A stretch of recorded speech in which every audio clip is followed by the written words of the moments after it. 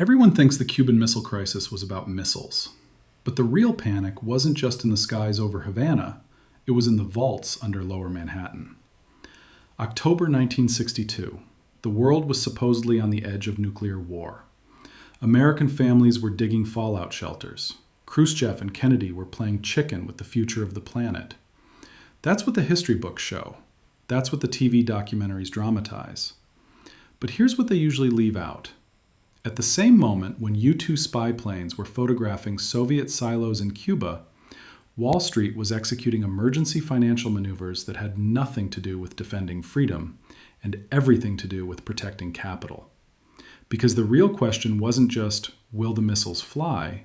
It was also, will the dollar survive? Behind the scenes, the people who truly understood the global system, the Fed, the Bank of England, the executives at Chase Manhattan and Morgan Guaranty, weren't preparing for a war of ideology. They were preparing for a run on gold. See, nuclear war is easy to imagine. Gold runs are invisible until they're fatal. And in October 1962, as Khrushchev's ships sailed toward the U.S. blockade, the price of gold in London quietly spiked above $40 an ounce.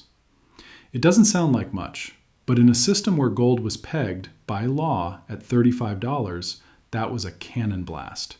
It meant trust was breaking. It meant European central banks, especially the French under Charles de Gaulle, were whispering doubts about America's ability to back its dollars. So while the public thought the threat was Soviet warheads 90 miles from Miami, the deeper threat was already inside the vaults.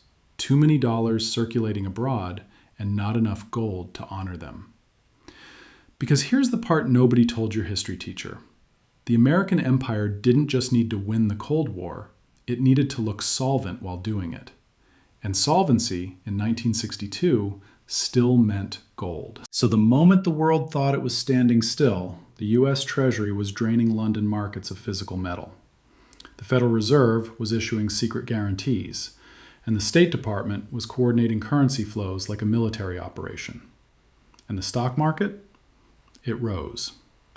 While the world held its breath, Wall Street's insiders were buying blue chips, betting not on peace, but on the preservation of the system at any cost. Because for them, apocalypse wasn't the big risk. Monetary collapse was.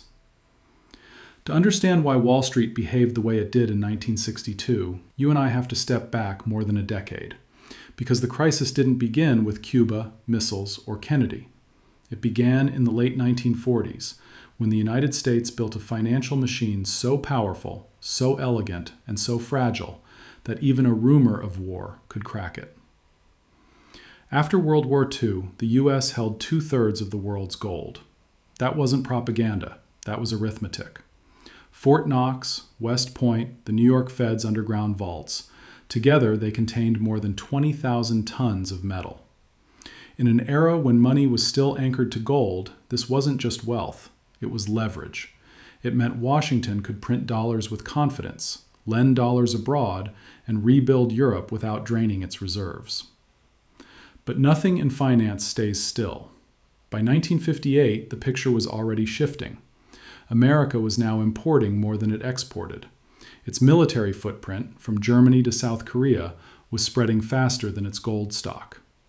And every dollar spent abroad became a claim on gold held at home. That was the mechanism. That's the part textbooks don't stress enough. When U.S. soldiers were stationed overseas, or when U.S. corporations built factories in France or Japan, dollars flowed outward. Foreign central banks accumulated them, and under the Bretton Woods rules, those dollars were not just paper, they were promises. Any country could bring them back and demand gold at $35 an ounce. Imagine your bank telling the whole neighborhood, withdraw whatever you want, whenever you want, at a fixed exchange rate. That works only as long as nobody actually tries. The entire post-war system was built on that same silent hope, that the world would treat dollars like gold, but never ask for the gold itself. By the late 1950s, however, the French weren't playing along. Charles de Gaulle, remembering how Britain had once dominated France with credit and currency manipulation, refused to let the United States become the new empire by stealth. His finance minister, the sharp, relentless Jacques Rueff, openly called the dollar system a defect, a mirage, and a machine for exporting American inflation. In Rueff's view, letting the U.S. settle its international deficits with pieces of paper was not generosity, it was surrender. So the mechanism began to creak. Paris started converting dollars into gold. So did Switzerland. So did West Germany. The U.S. responded the only way empires respond when the numbers turn against them, with structure. This is where Wall Street enters the story not as a passive bystander, but as an architect. The big New York banks, Chase, Morgan Guaranty, First National City, knew that if the outflow of gold continued, America's financial dominance would end. And if American dominance ended, their global reach ended with it. So the U.S. government and Wall Street built a series of defensive layers. First came the gold pool in 1961, a secret arrangement in which the U.S. and several European central banks quietly intervened in the London gold market to suppress the free market price. When gold threatened to rise above $35, the pool sold metal. When it dipped below, they bought. It was financial theater performed behind closed doors, and in many ways it worked, for a while. But the second layer was even more consequential, the eurodollar market. It began innocently enough. In 1956, the Soviets wanted to hold dollars without risking seizure by the U.S. Treasury. So they kept them in European banks, mainly in London. Those dollars, technically outside the United States, could be lent and relent without being regulated by U.S. authorities. London bankers saw the opportunity immediately. Offshore dollars could multiply faster than the American monetary base itself, and they did. By 1962, there were billions of eurodollars circulating, shadow dollars, backed not by gold, but by trust. Think about the physics of that. The official system was built on gold. The shadow system was built on credit. And both systems depended on a single assumption, that the United States could always deliver metal for paper. Every new treaty, every new military deployment, every new loan from the Export-Import Bank chipped away at that assumption. Not because the U.S. was weak, but because mathematics is merciless. If you owe more gold than you possess, the clock is already ticking. The mechanism was clear by 1960. Dollars were expanding, gold was not. Wall Street could see it, the Fed could see it, the Bank of England could see it. And so, when Kennedy entered the White House, one of his first economic briefings, months before Cuba ever entered the picture, warned him about a looming gold drain.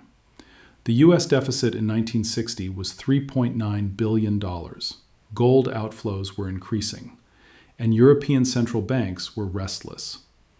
That's why Wall Street's behavior during the Cuban Missile Crisis wasn't spontaneous panic. It was the predictable reaction of institutions guarding a system already under strain.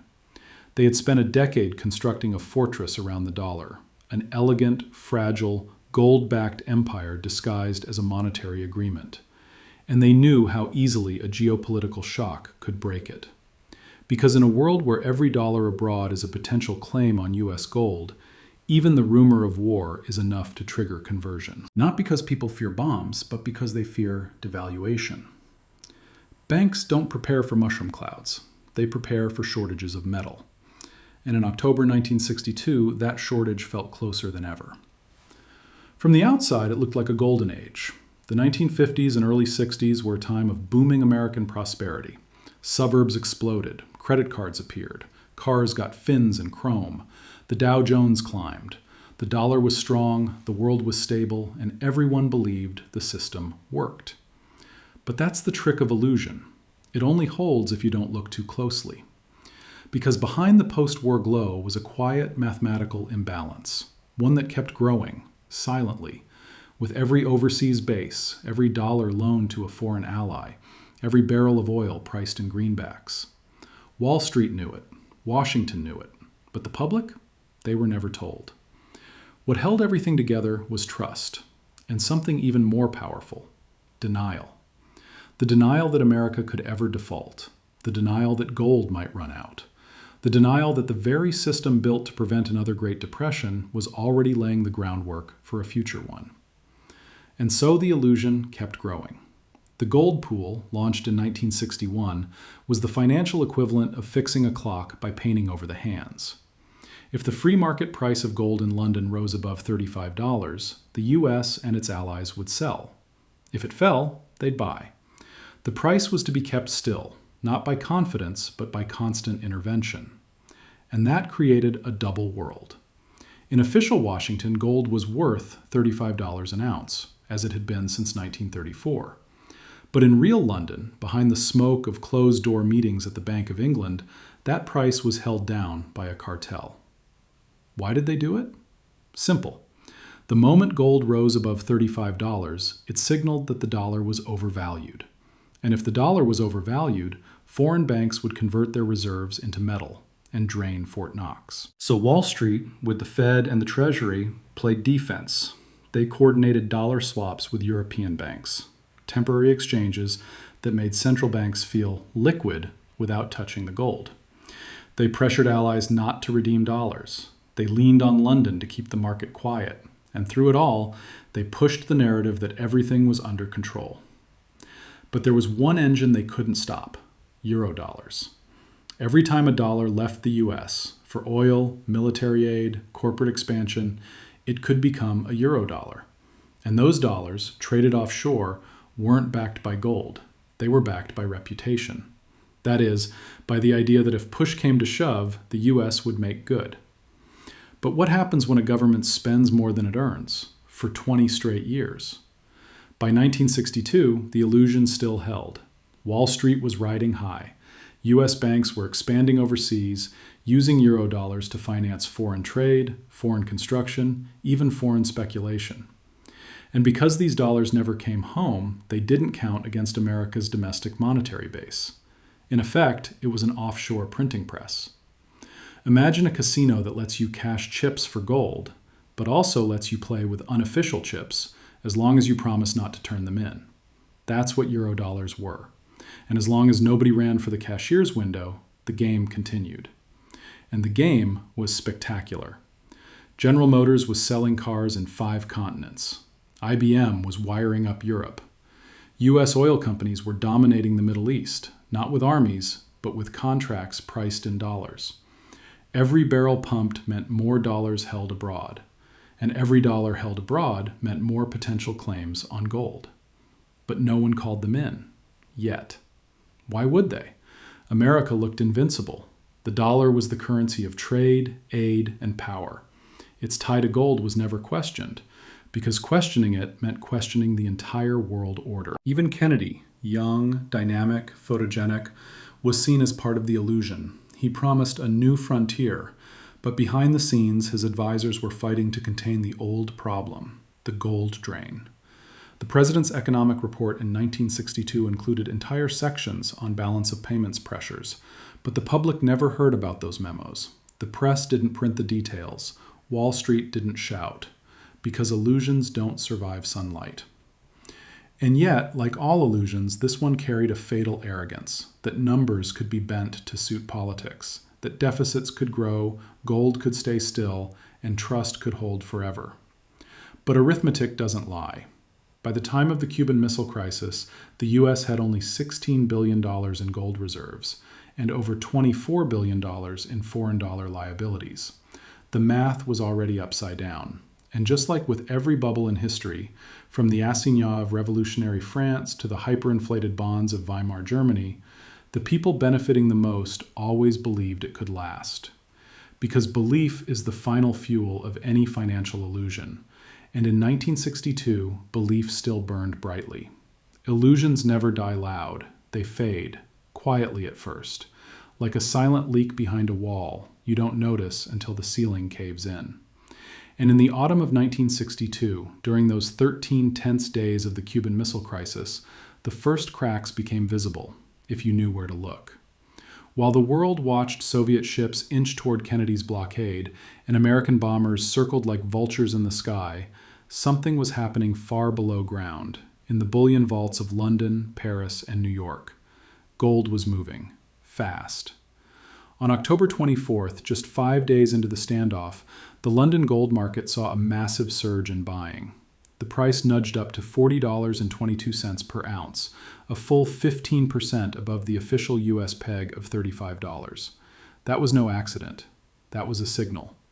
Because under the Bretton Woods system, the price of gold wasn't supposed to move at all. So who was buying? Not ordinary investors, not the public. It was central banks, private bullion houses, commercial banks hedging exposure to overseas liabilities. In short, the insiders. The institutions closest to the machinery knew exactly what to fear, and it wasn't nuclear fallout. It was the moment the dollar might break its promise. You see, if even a single major power, say France, decided to convert its dollars into gold during the missile crisis, the entire pyramid could have toppled. Not because the U.S. lacked strength, but because it lacked metal. That's when the emergency switches flipped. The Federal Reserve, the Bank of England, and their partners in the gold pool launched a full-scale intervention. They flooded the London market with U.S. gold to slam the price back down under $35. Institutions like Rothschild & Sons and Makata and Goldsmith were discreetly instructed to suppress demand. This wasn't economics, it was monetary combat. And behind the curtain, the U.S. Treasury began pressuring allied governments not to convert their dollars. Special diplomatic cables went out. Deals were offered. Subtle threats were made. The logic was simple. You want our protection against the Soviets? Then don't dump our currency. This is the part of the Cuban Missile Crisis you never read in school. Yes, Kennedy and Khrushchev were exchanging letters. Yes, missiles were being dismantled in secret.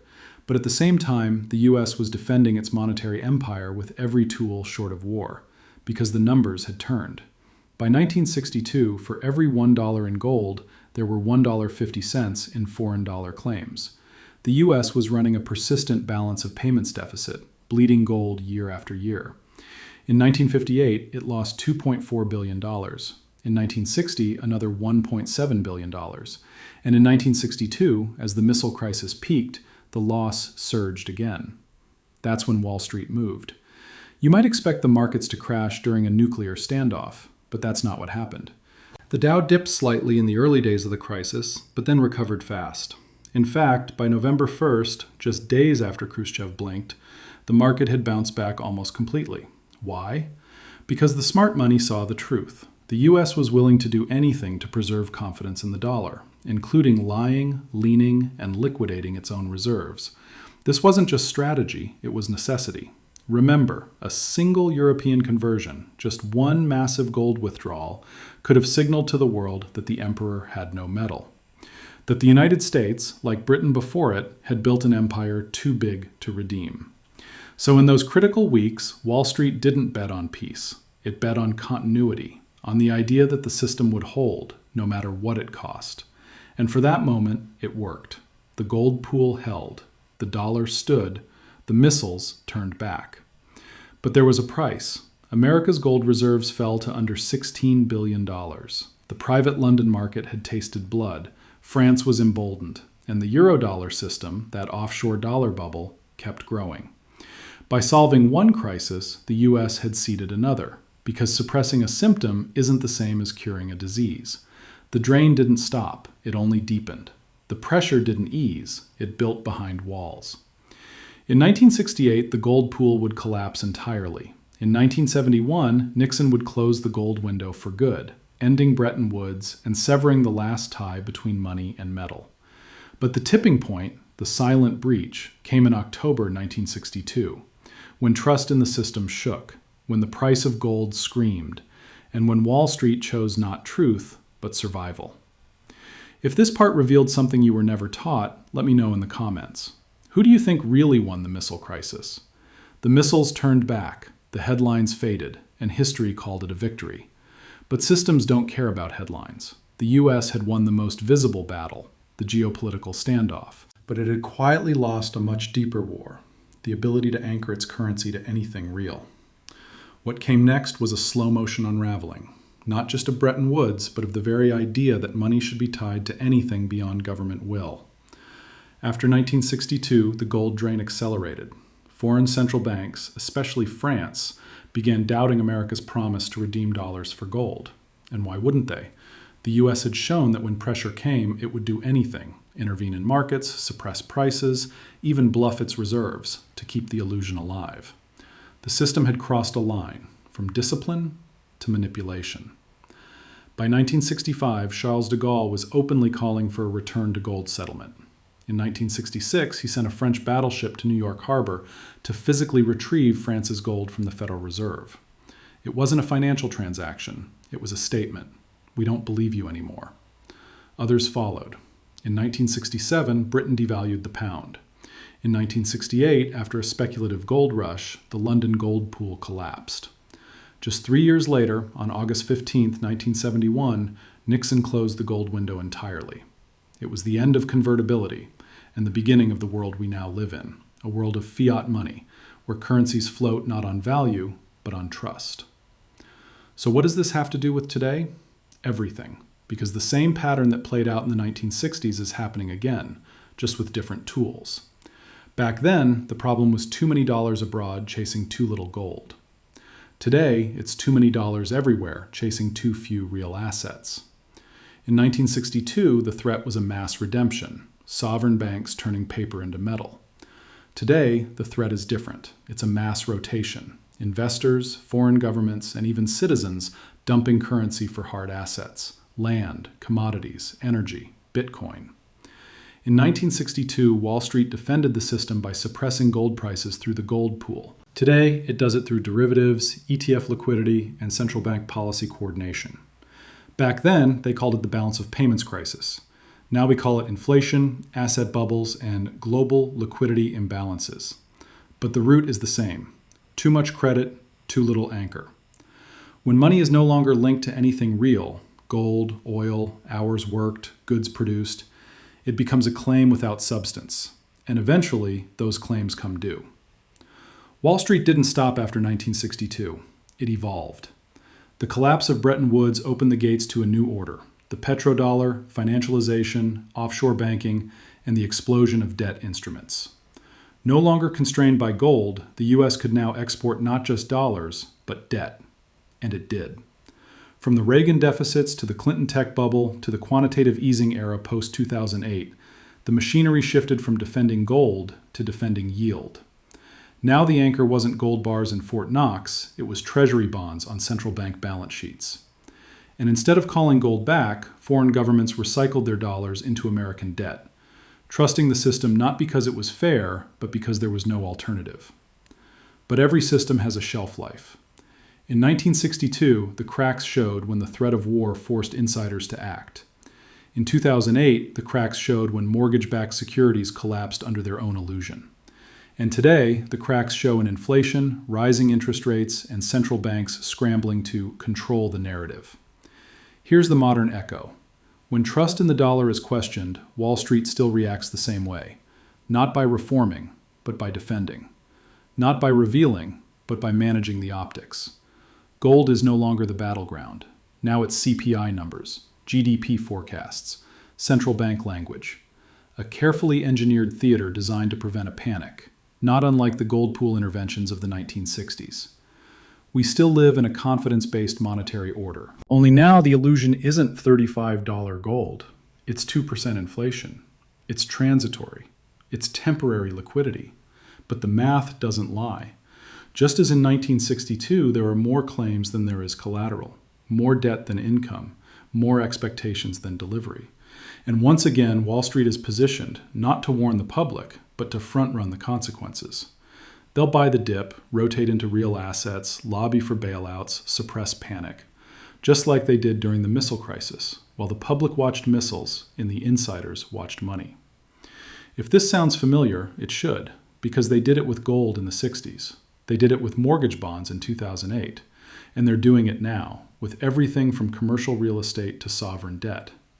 History doesn't repeat, it settles accounts. In every era, they tell us the same story, that the crisis was about ideology, that it was about war or diplomacy or politics, that it was unpredictable, a storm no one saw coming. But the numbers were there. They were always there. In 1962, the world feared nuclear annihilation, but the deeper threat, the one that would actually reshape the global order, was arithmetic. Not missiles, but math. Not generals, but bankers.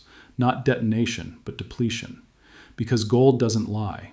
Neither do deficits. And trust, the real currency of every system, has limits. What Wall Street did during the Cuban Missile Crisis wasn't betrayal. It wasn't heroism either. It was survival for a system already too fragile to be honest with itself. They didn't act because they feared war. They acted because war might expose what was already broken. It's always the same pattern. From the French assignat in 1790 to the British pound after World War I to the dollar today.